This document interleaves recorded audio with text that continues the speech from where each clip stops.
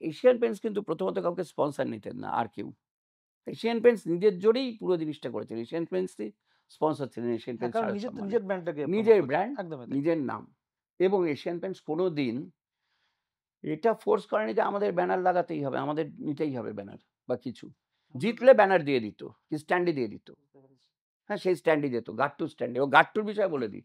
Asian Paints শারদ সম্বন্ধে তখন অত নাম করেছে, ক্যাম্পেনিংটা কতটা জোরদার ছিল। এশিয়ান পেইন্টসে গাট্টু বলে একটা এই ধরনের ম্যাসকট ধরনের ছিল, একটা ছেলে।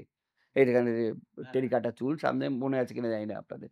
গাট্টু খুব বিখ্যাত ছিল তখন। সবাই জানতো গাট্টু। গাট্টুর কাটআউট দেওয়া হতো যারা জিততো তাদের।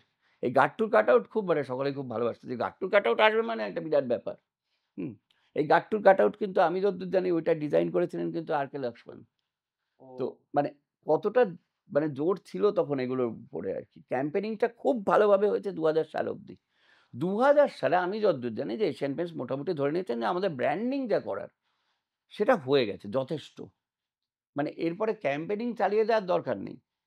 কিন্তু ওরা নিজেদের ঐতিহ্য হিসেবে শারদ সম্মানটাকে ধরে রাখলেন।